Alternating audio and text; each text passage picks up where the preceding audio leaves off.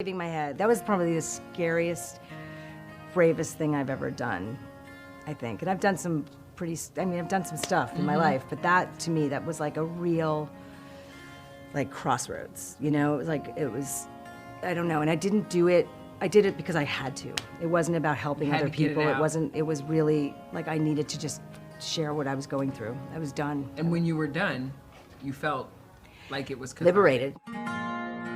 You know, it's still a journey for me. I mean, I never colored my hair again. Like, this is my natural hair color. Beautiful.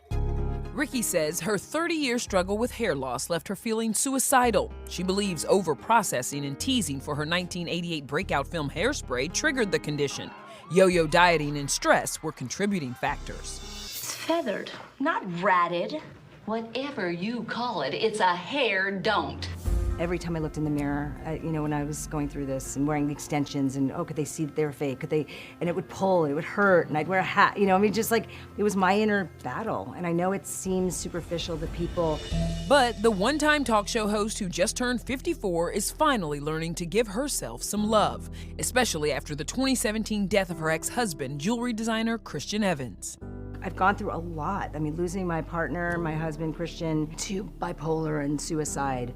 And going through that loss, going like in the way he loved me and losing him, I now love myself the way he loved me. It's like I've come to this place of self-acceptance and self-love through that relationship and losing him. You were the youngest person to ever host a talk show. Mm-hmm. I was 23 when I did the pilot, and yeah, it's been quite the ride. They handed me a talk show. I loved talk shows back then. I was Oprah, Phil Donahue, Sally Jesse. I was an avid watcher, so I was like, okay, I'll just channel Oprah. Do you have like episodes that stick with you, that jump out to you? And certainly there's, you know, the feel-good moments of like making dreams come true, you know? We also had a lot of DNA tests before that was all the rage on Maury Povich. There's the wig snatch. I mean, everyone remembers that. And that poor woman, I'm dying to track her down and talk to her.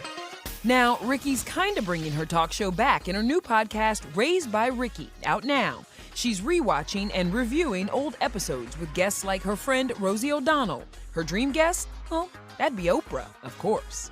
So I hear Andy Cohen's gonna be on your podcast. Yeah, he's on the end of the month, and he's my friend for 25 years. So can he like ever get you to maybe... What?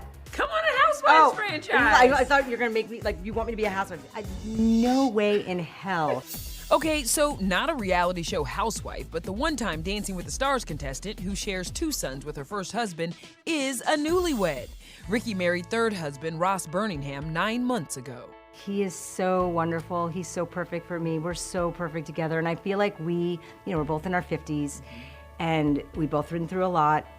And there's like, we're like a source of hope, I think, you know, because I never thought I'd ever find another person. Like, I felt like, oh, that's behind me. I've had this love and it's never gonna be in the cards for me again. And I've never been happier. You have this big old blended family now. 6 grown children and a grandson. He has a grandson, so I'm a bubby. And we all get along. I mean, they all, knock wood again, they're all doing great. What do holidays look like? Well, I think we're gonna have Thanksgiving here. I think we're gonna host the family. That sounds good. Including his ex-wife, you know? Come on! Yeah, it's all one big happy family, I know.